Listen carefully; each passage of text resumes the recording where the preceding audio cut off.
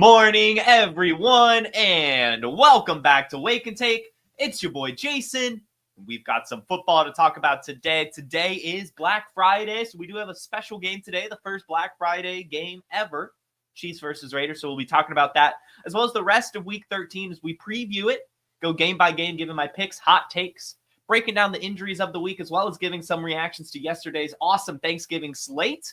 So go ahead and take out your coffee, sit back, relax, and enjoy the show.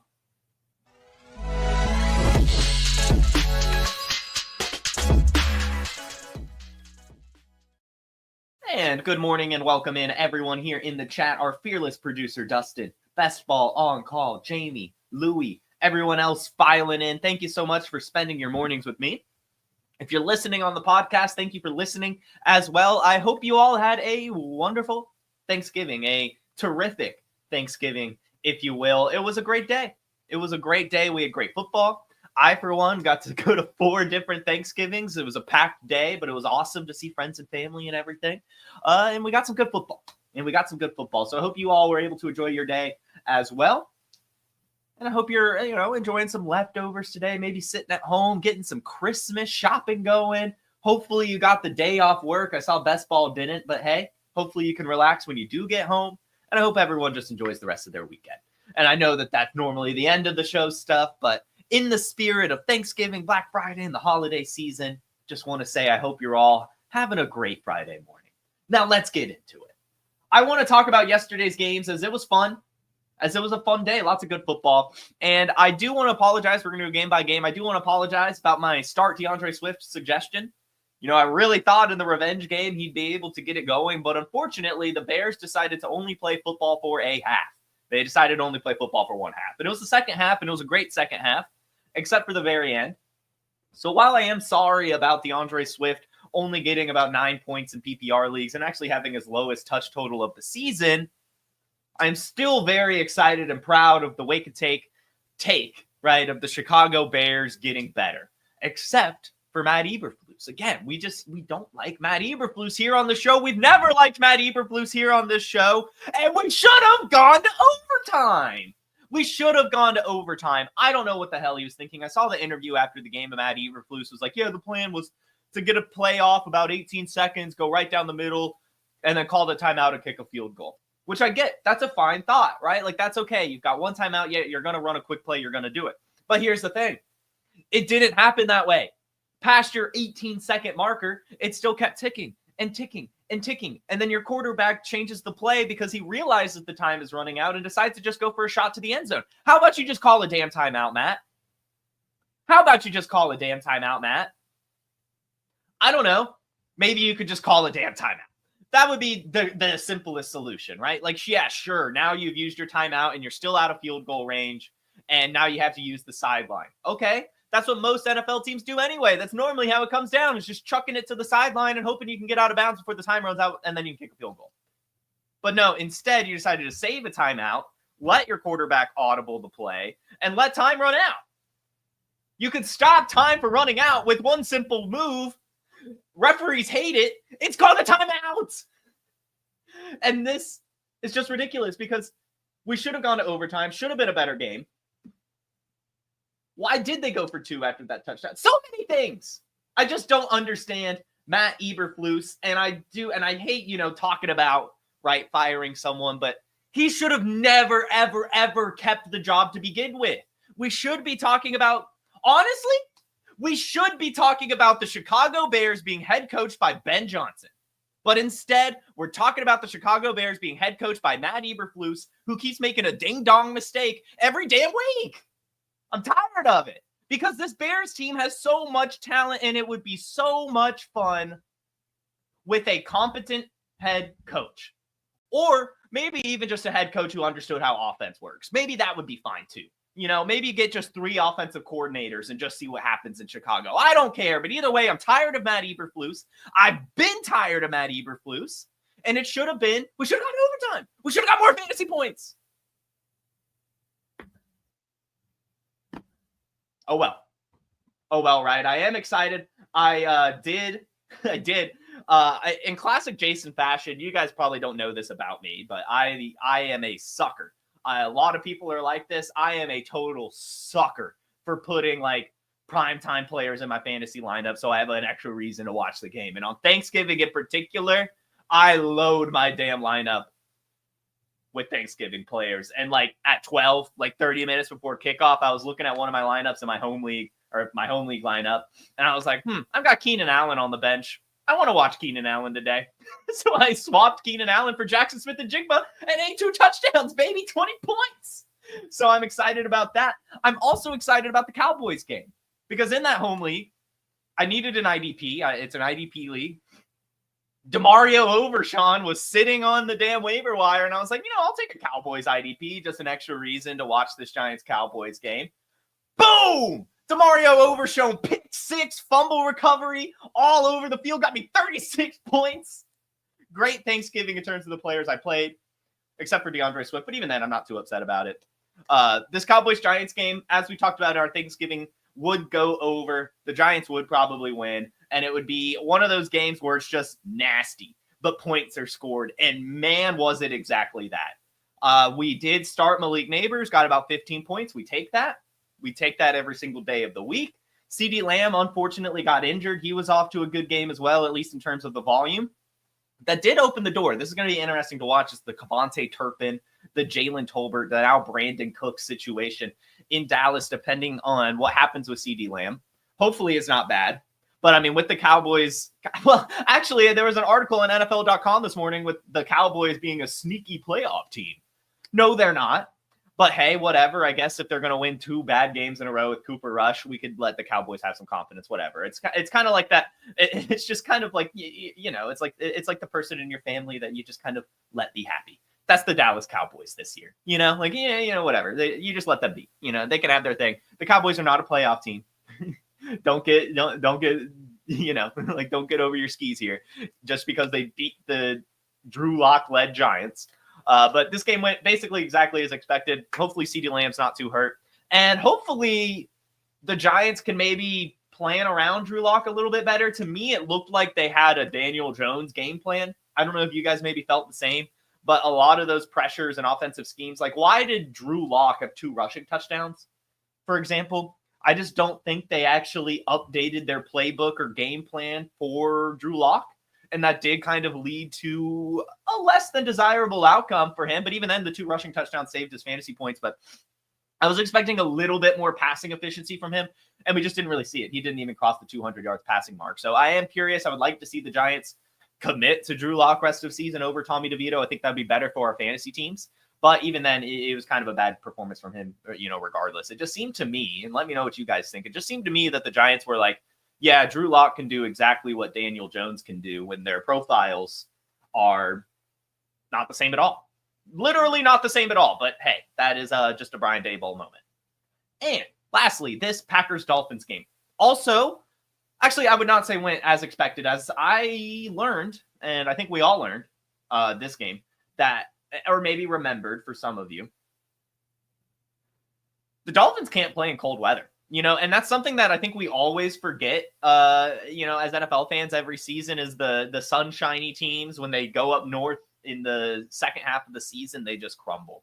And it's pretty funny hearing about how the Dolphins prepared for this game. They were bringing scuba suits, literal scuba suits for the players to wear under their uniforms and practice in to help with their warmth. And you could just see it on the field. Those guys were so cold. They were just so cold. I'm glad that they were able to get some points done. I mean, hey, we could still trust the Dolphins even in these cold settings. Jonnu Smith, another monster game. Tyreek Hill still getting done. Devon Achane still getting it done. Tua still getting it done. And then on the Packers, right, this is a great question from our fearless producer, Dustin Royer. All22_FF on Twitter. Shoot him a follow. Is Tucker Kraft a tight end 1 in Dynasty next year? And what we learned is that the answer to this question is kind of, but probably not. We have learned and confirmed, right? We talked about it on the Thanksgiving episode that with no Romeo Doubs, you can start Tucker Kraft. And that's what it's been all season. Every single game that Tucker Kraft has been good, either Christian Watson's been out, Romeo Doubs has been out, or both Christian Watson and Romeo Doubs have been out. So it takes a wide receiver to be hurt for Tucker Kraft to produce, or he'll fall into the end zone if everyone's healthy, but he just doesn't get enough volume otherwise. In this game, he did, right? Like, he is able to step up and be the third option if someone's hurt, but that's it, if someone's hurt. So again, I'm going to say, if there's hype around Tucker Kraft, as we talked about when the hype was bubbling up earlier this season, sell him. You can take Tucker Kraft and get Mandrews, right? You could get Travis Kelce. You could probably get Evan Ingram, David Njoku, right? Like some of these actual elite tight ends that don't need an injury to fall their way to get volume. And yes, he's producing. Yes, he's a good tight end, but the volume isn't necessarily there in this Packers offense. And I did want to say before we move on from the Thanksgiving, I think a Wake and Take first. I don't think a parlay sheet I've ever shared on Wake and Take has hit, unfortunately. You know, I think that's kind of a curse of broadcasting.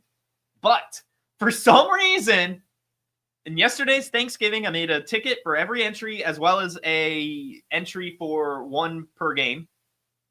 And out of those 4 underdog entries, the only one that hit was my Packers-Dolphins ticket, a 7-leg parlay. So I hope some of you tailed it. I really do. It turned my $3 into $57. So we take that. I wish I put more. That's always how it goes. If you go look through my underdog pick'em things, the only ones that ever hit are my 5+ legs. I don't know what it is. It's only like when I'm like, yeah, sure, whatever. I'll just make a crazy one and see what happens. Those hit. And I never put enough money on them, ever. But I hope some of you tailed it.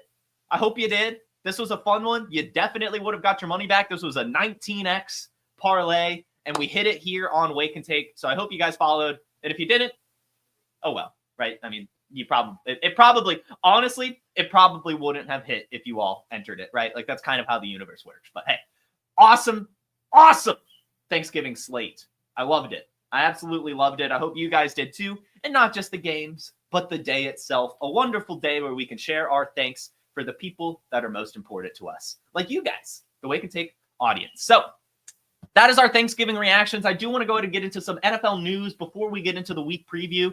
And I want to talk about Jaden Daniels, as Jaden Daniels had an interesting interview this week. And this is something we haven't been able to cover on Wake and Take a lot this season. We don't necessarily get into the news too much, but this one I thought was fun. Jaden Daniels was asked if he's hit the rookie wall. And for those of you who are maybe not privy to what the rookie wall means, essentially the rookies, and this year in particular, or not just this year in particular, but every rookie, right? That's their longest season in their career, even after the rookie season, right? Because not only do you have the college season that just wraps up, you then have to go through the whole pre-draft process. You know, you've got Tribe Bowl, Senior Bowl, Combine, meeting with teams, then the draft itself, rookie minicamp, OTAs, blah, blah, blah, blah, blah, blah, blah. And so it's a really long year, especially coming from a league where you only play 12 games. So there's more games.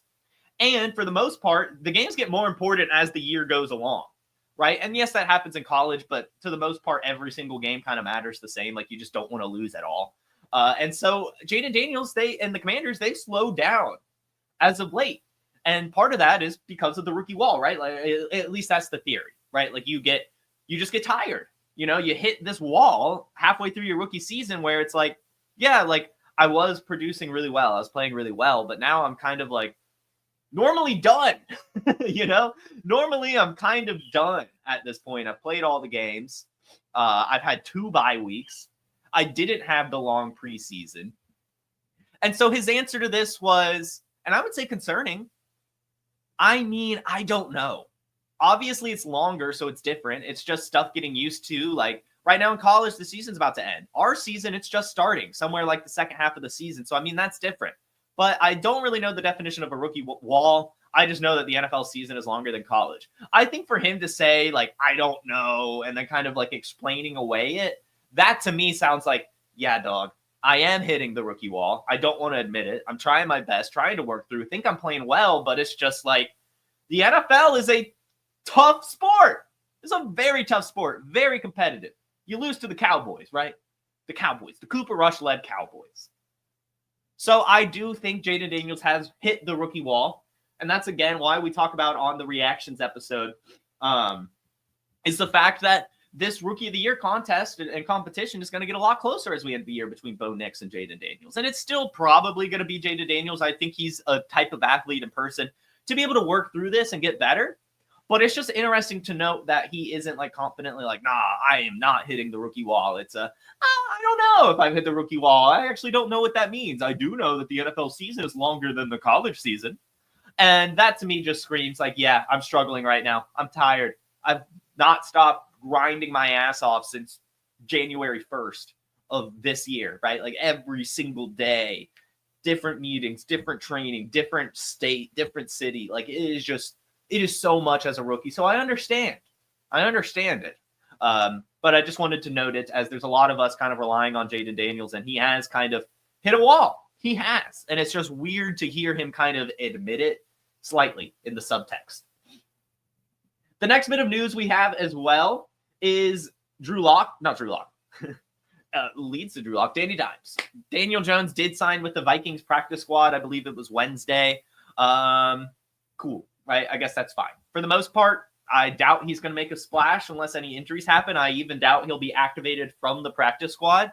This is good for him, and in fact might help him kind of land somewhere else in the next, free agency season. Just because, like, hey, what did you pick up from Kevin O'Connell? Like, this is a quarterback-friendly offense and system. Like, what were you able to learn there? How did they train you? That kind of stuff.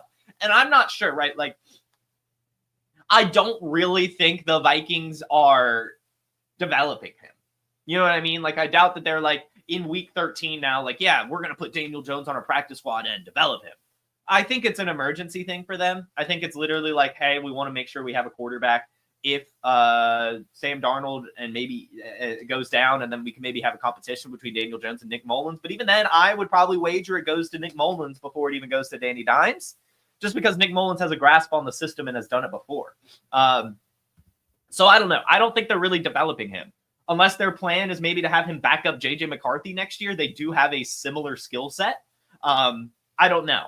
But either way, I do think this can kind of arguably help his free agency stock just because he's going to a quarterback-friendly, offensive-friendly system right now.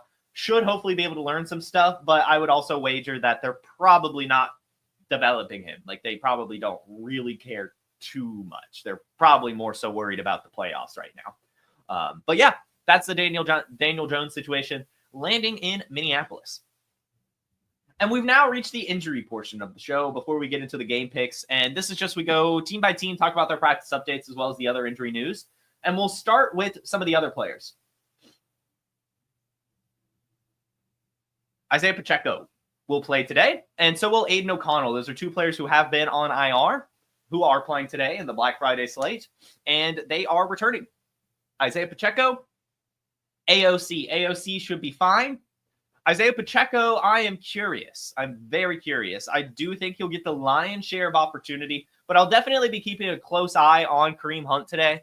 I wouldn't be surprised if Kareem Hunt still gets some of the goal line carries, some of the like 3rd and 1s, just because I doubt they want to like beat Pacheco up too much, especially in an inconsequential game against the Raiders. I guess I can't say inconsequential since it's a divisional game, but it's like, it's the Raiders. I will say, as we talked about in the game picks, it should be a closer game, at least than the spread suggests. But either way, I'm not expecting a huge game from Isaiah Pacheco. I do think they'll kind of ease him in since this is a little bit of a cake matchup. But yeah, he's back, and so is Aiden O'Connell. J.K. Dobbins, Chargers running back, picked up a knee sprain on Monday night and is expected to miss some time, leaving the door for Gus Edwards and Kamani Vidal. You guys know my take. It's Kamani Vidal Sassoon season.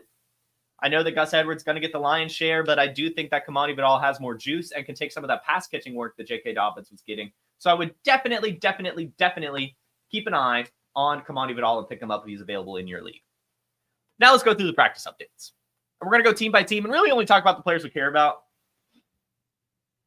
On the Cardinals, no one of note. On the Falcons, Drake London was limited in yesterday's practice, but should be fine. Younghoe Koo also limited with a hip injury, but should be fine if you're relying on him as your kicker. Nothing too crazy in Baltimore. In Buffalo, Dalton Kincaid is still not practicing with his knee injury, so it looks like we're probably going to have another Dawson Knox week, although that didn't really lead to much. It's mostly just Khalil Shakir. And Keon Coleman limited, so he'll probably be fine and return this week. On the Panthers, Jatavian Sanders is still not practicing, so it looks like he'll probably be out this week. Kind of disappointing, as he was kind of turning into a tight end you could actually stream. And then Jalen Coker, who was a healthy scratch last week anyway, is not practicing with a quad injury now. So looks like the Jalen Coker fun is probably over. Chicago, this was yesterday's game, so it doesn't really matter, but Roschon did pick up a concussion. That's something to monitor next week. On the Bengals, nothing too much of note. On the Browns, Cedric Tillman, still not practicing with his concussion, so it looks like he will not be playing for yet another week. Hopefully, kind of leading to some more Elijah Moore, Jerry Jeudy, David Njoku targets. On the Cowboys, yesterday's game, so we're just going to be monitoring that CeeDee Lamb's shoulder injury. Hopefully not too bad, but given the state of this team, probably not good. But hey, Ryan Flournoy was a healthy scratch yesterday. If there is a CeeDee Lamb injury, he will not be a healthy scratch anymore. On the Broncos, Bo Nix limited, should be fine. On the Lions, yesterday's game, nothing actually really happened to them. That was too bad. Same for the Packers, although Romeo Doubs, we will just be monitoring his, I think it was a concussion that sidelined him this week, so he should be good next week. The Texans, no one really important. On the Colts, the wide receiver room is interesting. Alec Pierce and Josh Downs both did not practice, so it looks like we might have a Michael Pittman only game, which I would say sounds good. Ashton Dulin also not practicing. Sounds good, but I am not so sure. I don't know. It could be an Adonai Mitchell game, maybe. I would almost wager that Adonai Mitchell outperforms Michael Pittman if it's just those two. Just because I think Michael Pittman's going to be covered like crazy, and we already know the Anthony Richardson accuracy concerns. I don't think he can fit it into a window with a triple covered wide receiver. But Adonai Mitchell maybe get open for a couple deep shots or two. So that'd be my fun little takeaway from 3 different Colts wide receivers not practicing so far this week. Looks like none of them will be playing. None of them. Josh Downs, Alec Pierce, or Ashton Dulin, but definitely monitor it as we gear up for Sunday. Trevor Lawrence on the Jaguars was limited, so we might actually see him return this week. Could be big. This is a divisional game against the Texans, so they would definitely like him to be there. Hollywood Brown on the Chiefs, looking like they are expecting him to return to practice in mid-December. Still not expecting him at any point for our fantasy seasons, but we might actually see him in the playoffs, which could be cool. Maybe if you want to take a chance on Hollywood Brown in Dynasty, and maybe he could have a good playoff game or two, and then people get excited for him next year, as he'll probably, my take and expectation is that since he got injured this year, he's not really going to demand much money on the open market. And so therefore he should probably sign a friendly deal to return to the Chiefs next year. That would be my expectation as of right now. The Raiders, Zamir White is out. Alexander Madison is questionable. Chargers, Will Dissly limited, so probably fine. J.K. Dobbins doubtful with his knee injury. Probably going to miss at least a couple weeks. So fire up your Gus Edwards and maybe even Kamani Vidal. Dolphins, yesterday, nothing. Vikings, Josh Oliver still not practicing. Patriots, Demario Douglas limited with an ankle injury on Wednesday, but probably fine. Saints, Jamal Williams limited, so probably fine. Foster Moreau also limited, so probably fine. Chris Olave, they are saying that they are not ruling out him being out for the season, right? Like that they might actually be able to bring him back at some point. So I would just say, like, keep him on your IR for now in your redraft leagues. Don't drop him yet, maybe, as we see. I mean, he's probably not going to come back, but he might. So for now, just keep him on your IR. Jets. Breece Hall did end up picking up a limited practice on Thursday, so I would expect him to play. Does it mean anything good? Who really knows? But yeah, he is limited, which generally means he's going to be able to play, which was a big one to watch. Devontae Smith also limited with his hamstring injury, so hopefully he can return on the Eagles. No one really of note on the Steelers. On the 49ers, Brock Purdy is still limited. And this one, normally when I see limited, I do feel like, it's probably fine. This Brock Purdy injury has been very, very weird. I've heard reports that this limited really only means like he threw like 5 to 6 passes and is still very much hurting, which is just not good. So I would definitely be monitoring this Brock Purdy situation for sure and keep, I don't even remember that guy's name. It was some quarterback I'd never heard of that was randomly starting over Josh Dobbs, but just hold on to him. Don't remember his name right now for some reason, but hey, you guys do if you picked him up last week. Brock Purdy, limited. So generally that means they'll be able to play, but I don't know. I've heard that this is like a super limited, almost a did not participate. A barely participated, if you will. The Seahawks, Tyler Lockett did not practice, and neither did DK Metcalf. So with both of them not practicing, this is a tougher matchup for them too against the New York Jets secondary. You would hope that they can play. I would assume they play, but it is looking bleak, at least for Tyler Lockett, with it being a knee injury. I think DK Metcalf can probably play through a shoulder. And it's also important to note that this was, Thanksgiving practice. So a lot of these DMPs could also just be like a mixture of injury and, of course, Thanksgiving itself. So I'm more worried about Lockett since it's a knee injury and DK Metcalf's is a shoulder, but still not practicing is a little bit of a concern. So definitely monitor that, but I would assume they play. No one really crazy on the Buccaneers. On the Titans, Tyjae Spears was able to return to practice, so it looks like he's cleared concussion protocol. And then on the Commanders, Austin Eckler did not practice with his concussion, so it looks like he's probably going to be out this week. But Brian Robinson, with his ankle injury, was limited, was able to practice, should be good to go, and actually not miss any time with his ankle injury. And that is all the injury updates, which will lead us now to our game picks. But before we get into the game picks, I just want to remind you guys of Fast Draft. Oh, incredible news about Fast Draft. Fast Draft DFS is live. It's called the Flex 6 Frenzy. You just draft 6 guys, running backs, wide receivers, tight ends for the Sunday slate. You like Jahmyr Gibbs, you like Jackson Smith and Jigba, you like Tyrone Tracy, draft him. And the beauty is you can just order 5 teams, submit your rankings, and Fast Draft will email you the results. We awarded $1,000 in prizes our first week, and we're just going up from there. Soon there's going to be a select 6. No drafting at all. You just pick any 6 guys. Our DFS mantra, just say no to salaries on Fast Draft. Don't forget there's free tools on Fast Draft too. You want to get ready for startup season? We've created the best Dynasty mock draft experience there is. And if you want to play in these DFS contests, and our best ball contest for 2025 are coming very soon too, just use promo code PODFATHER when you deposit and you get a free draft. It's that easy. And you're like, oh, I already have Fast Draft. Great. Refer a friend. Have them put your username in as the promo code, and then you and your friend will both get an instant deposit match up to $25. We got DFS. We got Dynasty Mocks. We got Best Ball. It's all there for you on fastdraft.app. Check it out. And the promo code is PODFATHER. Highly recommend checking out Fast Draft. There's just no reason not to.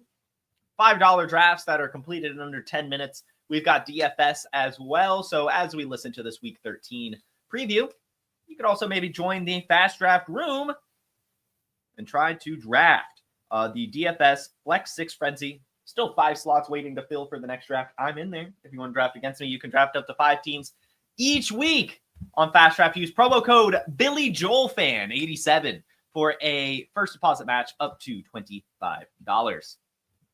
Now, we've got games. And today, Black Friday, the Kansas City Chiefs are hosting the Las Vegas Raiders. They are favored by 12 points, and there is just no way that the Chiefs beat the Raiders by 12 points. I'm sorry. There's just no way. The Chiefs just beat the Panthers by 3. And the Raiders, I would say, are better than the Panthers. Maybe not with the AOC. We'll see. I don't know. Max Crosby, Brock Bowers. It's fine. It's a fine team. I think that they could keep the Chiefs within 12, especially with the Chiefs just playing as they are, right? Just playing as they are, not really scoring a lot of points, not really having an identity, struggling on both sides of the ball. I just think that the Raiders could at least cover. Now, of course, the Chiefs are going to win this thing. I'm not crazy, but the Raiders can definitely cover that 12-point spread.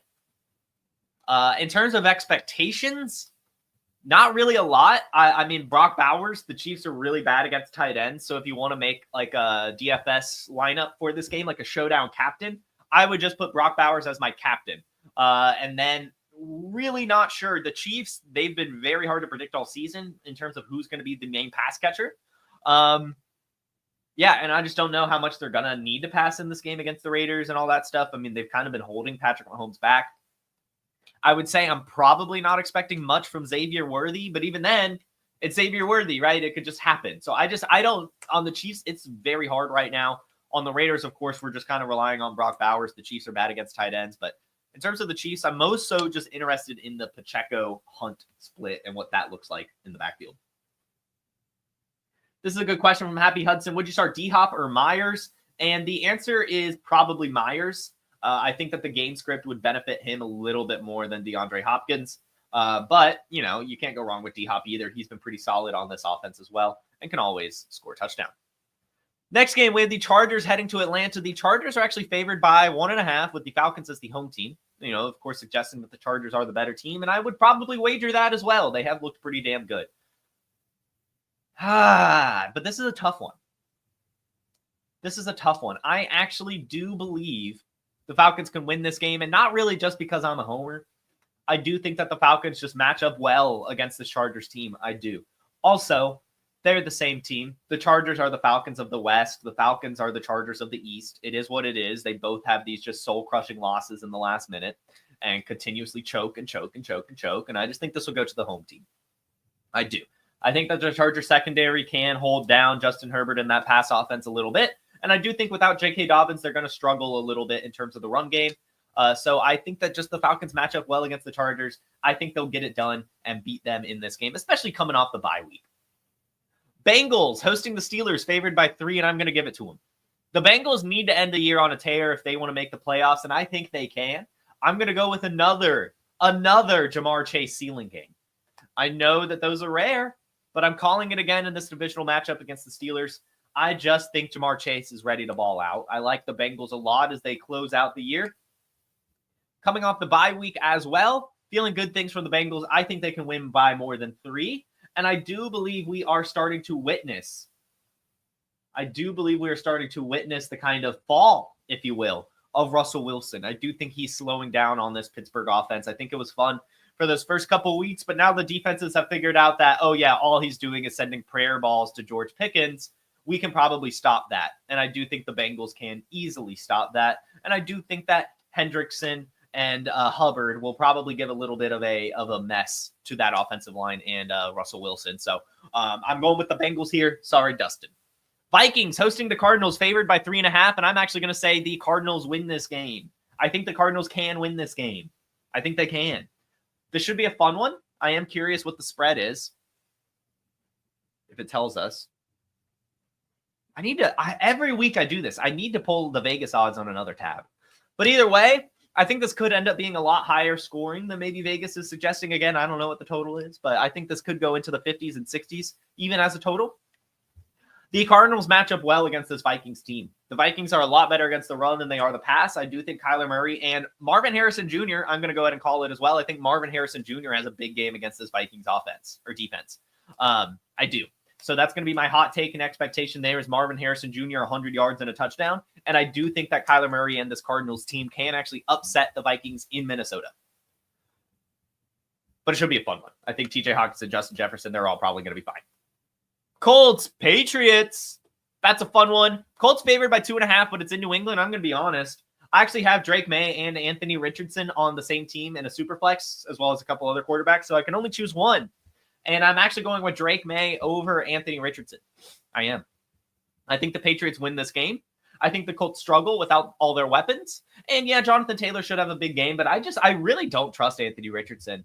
I know that he can put it together. We've seen it, but I just don't. Even against the soft Patriots defense, I just don't. I think that Drake May has a higher floor and a higher ceiling even in this matchup.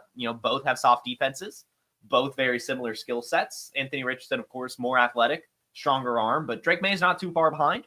And I do think that he can get it done in New England. A little bit more of a full strength squad, as well as them kind of finding their strengths as well. They're finding their identity and working together as a team a lot better than the Colts are right now. So I actually do think they can win this game and will. Seahawks heading to the Jets, favored by 2. And yeah, I'll give it to them. I do think that DK Metcalf and Tyler Lockett play. Maybe not Lockett, but I do think Metcalf will be out there. And I know that the Jets defense is good. I do think that they'll probably hinder DK Metcalf a decent bit. But I don't trust this Jets offense right now. They are struggling. Aaron Rodgers is struggling.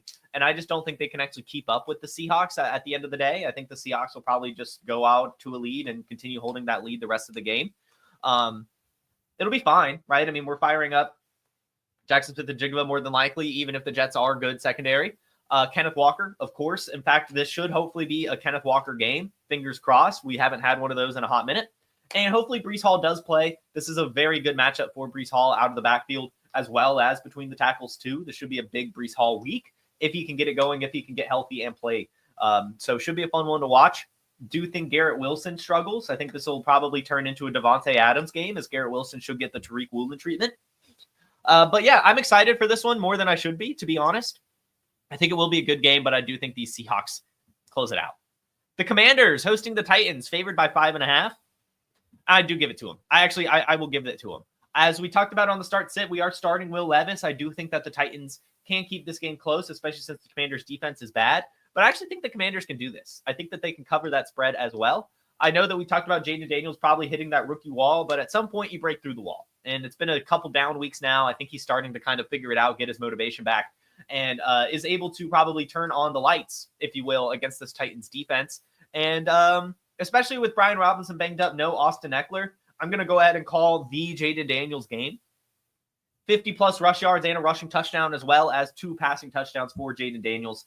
Feeling that performance against the Tennessee Titans, do think that this could end up being close. Maybe not close, but just like competitive, where the Titans are making some noise. But I think the Commanders go down maybe towards the end, score a game-winning touchdown, and win by, 6-7 points off that touchdown. Texans heading to Jacksonville. Jacksonville Jaguars in Jacksonville, in Duval. But the Texans are favored by 5. This is going to come down to if Trevor Lawrence is playing or not. But even then, I do think the Texans can win by 5. It's going to be tough, right? The Texans have looked really bad this year, and so have the Jaguars, though. So I think they get it done. Should be, hopefully, a big Nico Collins game. We're hoping, praying for the Nico Collins game. I'm tired of Joe Mixon. I'm tired of it. I know it's fun. I know it's great for you Joe Mixon managers, but I'm tired of it. Nico Collins. This is his game. And on Jacksonville, it just comes down to Trevor Lawrence, right? If he's out there, it should be a lot more competitive, but I think they're probably going to wait one more week. That's how I would play it. Not sure how the Jaguars would play it. I think the season's already kind of lost anyway, so not sure why you'd rush them out there. But hey, that's why they make the big bucks and I don't. Rams heading to New Orleans, favored by 3.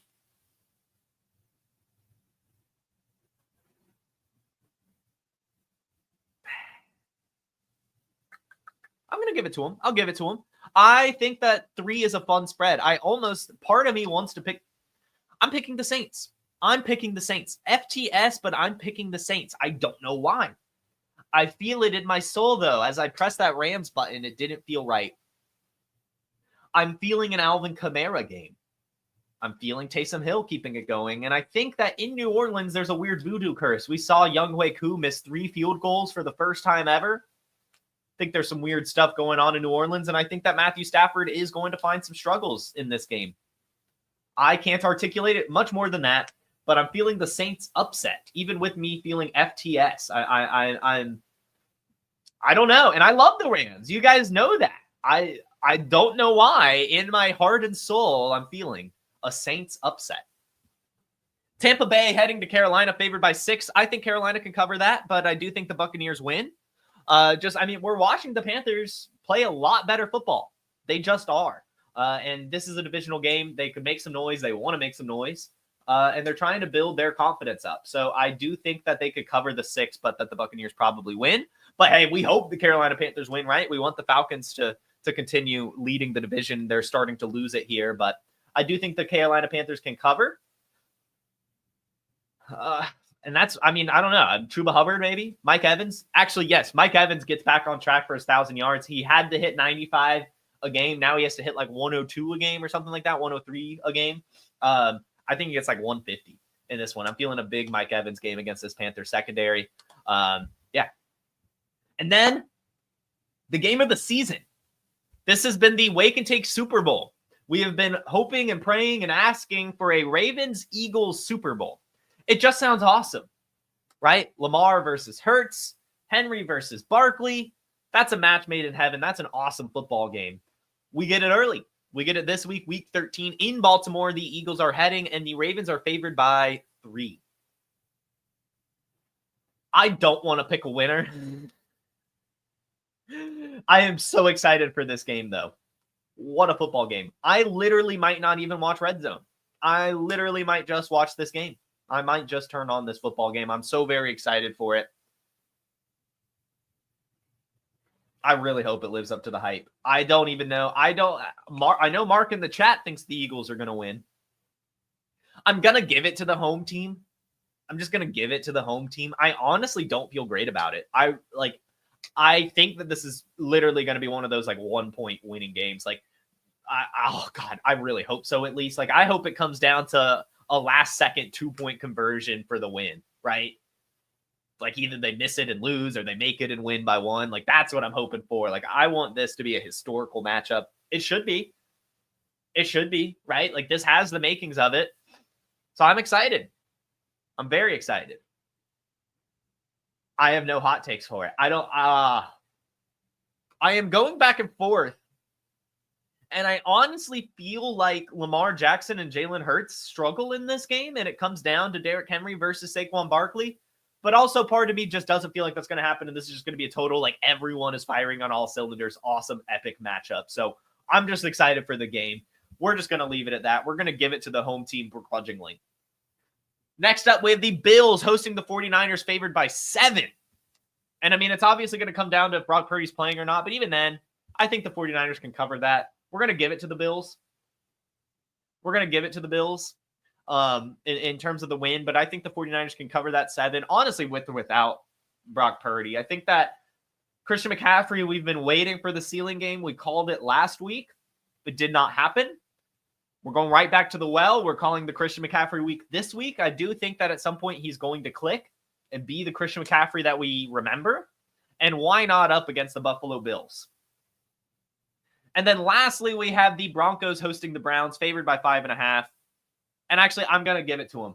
I do think that the Denver defense is going to make Jameis Winston struggle. I know we've had an awesome Jameis Winston run, but I think that this is I just think that this is a tough matchup. Monday Night Football in Denver against that defense. I think Jameis Winston's going to have a floor game. I just think it's going to make it difficult for them to cover that spread. That's fine, right? Like that's why we love Jameis Winston, but this week I just think it's not there for him. And that should do it. Those are all our picks. I'll now hop into the chat, answer a few questions, and get y'all out of here to go enjoy your holiday shopping and whatever else you got planned for Black Friday. Let's see. Again, thank you as always for tuning in. Love spending my mornings with you guys. All right. You have Metcalf left to play. Amon-Ra is your other receiver. Do I bench Metcalf and play Hopkins today or Westbrook Akine? I have Bowers and Kittle. I have Kittle in the flex. I would say you leave Metcalf in there until further notice. And then if he doesn't play, I think that Nick Westbrook-Akine is a fine swap. I know that's crazy, but we did talk about starting Will Levis this week as the quarterback to start against that Commanders secondary. Nick Westbrook-Akine has a tendency to find the end zone. I think he can keep it up against this defense. I think he'll be fine. I think that Nick Westbrook-Akine will be totally fine. Start sit Njoku versus Denver or Goddard versus Baltimore. I think just Njoku. Goddard just doesn't get any volume. Would you play Braylon Allen over Jonathan Taylor if Breece Hall is out? It does look like Breece Hall will probably be playing. But if he doesn't, my answer is no. I would play Jonathan Taylor over Braylon Allen with no Breece Hall. I think that Jonathan Taylor against that Patriots defense should be good. Let's see. Stay rad. It's been seeing me in Fast Draft and asked me what particular strategy I think is helpful in the Flex 6 frenzy. And I will just say this. Your 5th and 6th rounds, just take your swing.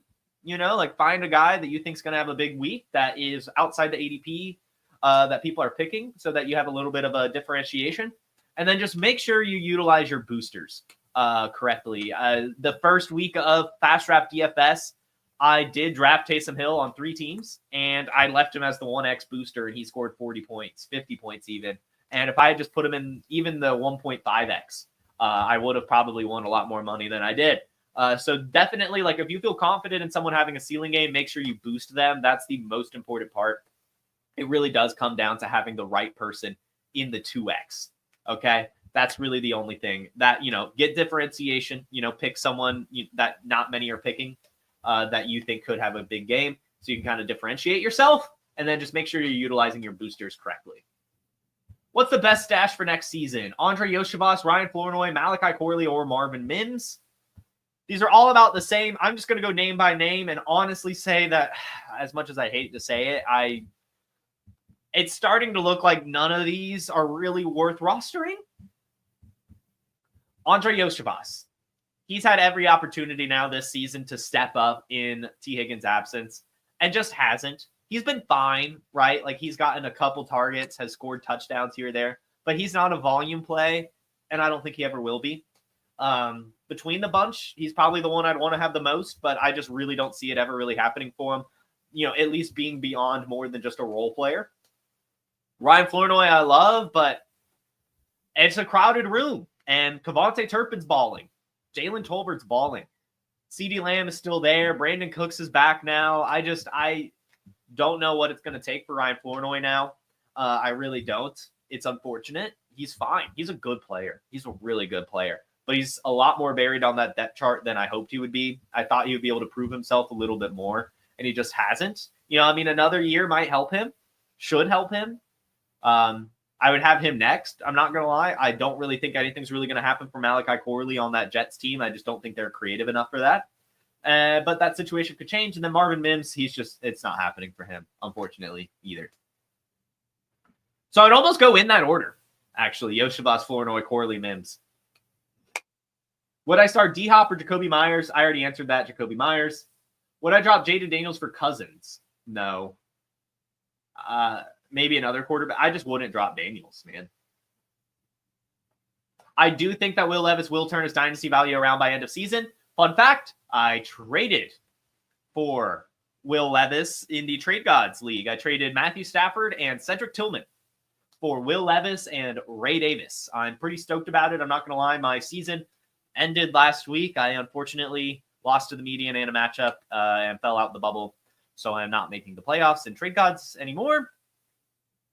Despite having a very good team, it's just not happening. And so I traded for Will Levis. I got rid of Matthew Stafford for Will Levis. I think that's a fun move. I mean, it's a good pointer. The Browns can beat the Ravens, and so can the Eagles. I don't know. It's whatever. Cade Otton or Kincaid. Looks like Kincaid is not playing, so Otton. CMC does look bad, but I just don't think that's going to stay. You traded Tyreek Hill and DeAndre Hopkins for Chase Brown.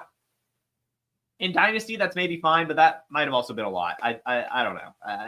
It's probably fine, but that might have been too much. Pacheco or B-Rob? Pacheco.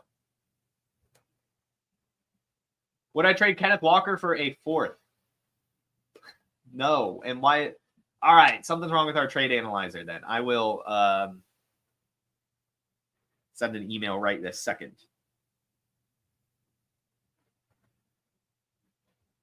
Evan.